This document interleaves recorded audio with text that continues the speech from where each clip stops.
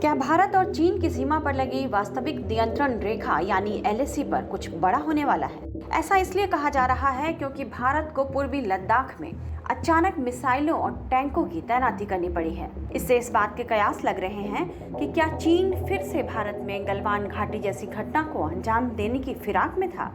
क्या वो फिर से भारत पर घात लगाकर बैठा हुआ था? आखिर क्या वजह रही कि भारत को चीन को फिर से अपनी सैन्य ताकत दिखानी पड़ रही है? तो चलिए हम आपको इसकी वजह बता देते हैं।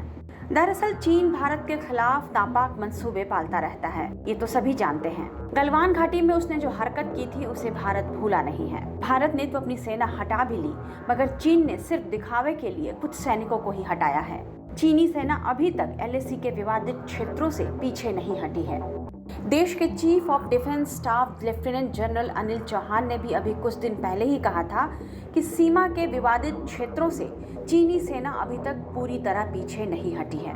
लिहाजा भारतीय सेना भी सुरक्षा के मद्देनजर सभी जरूरी और एहतियाती कदम उठा रही है। चीन गलवान घाटी जैसी घटना दोबारा न दोहराए, इसलिए अब सेना उसे कोई मौका नहीं देना चाहती और चीन को मुंहतोड़ जवाब देने की तैयारी कर चुकी है। गलवान घाटी की लड़ाई के बाद से भारतीय सेना लगातार अपनी सैन्य तैयारियों को धार देने में जुटी है।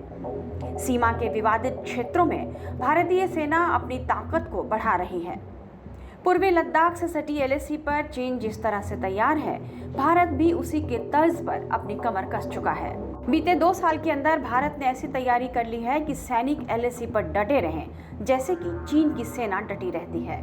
भारतीय सेना पूर्वी लद्दाख में आर्टिलरी गन की तैनाती से लेकर स्वार्म ड्रोन, अत्याधुनिक टैंकों और लेजर गाइडेड मिसाइलों की तैनाती को बढ़ा रही है।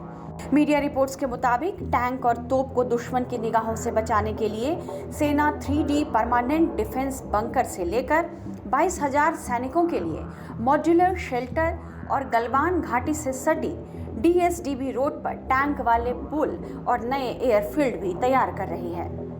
450 टैंक, बख्तरबंद गाड़ियों और तोपों के रखने की व्यवस्था भी कर ली गई है। सुरंगों, गुफाओं और भूमिगत गोला बारूद के भंडार के लिए भी निर्माण कार्य चल रहा है। कई छोटे बड़े ब्रिज भी बनाए जा रहे हैं। पैंगोंग त्सो झील में भी पेट्रोलिंग के लिए तो भारतीय सेना ने चीन की तैयारियों के बराबरी कर ली है। उम्मीद की जा रही है कि भारत का पूर्वी लद्दाख सेक्टर में बुनियादी ढांचे का ये निर्माण चीन को उसी की भाषा में जवाब देने का सही तरीका साबित होगा। टाइम्स नाउ भारत डिजिटल की रिपोर्ट।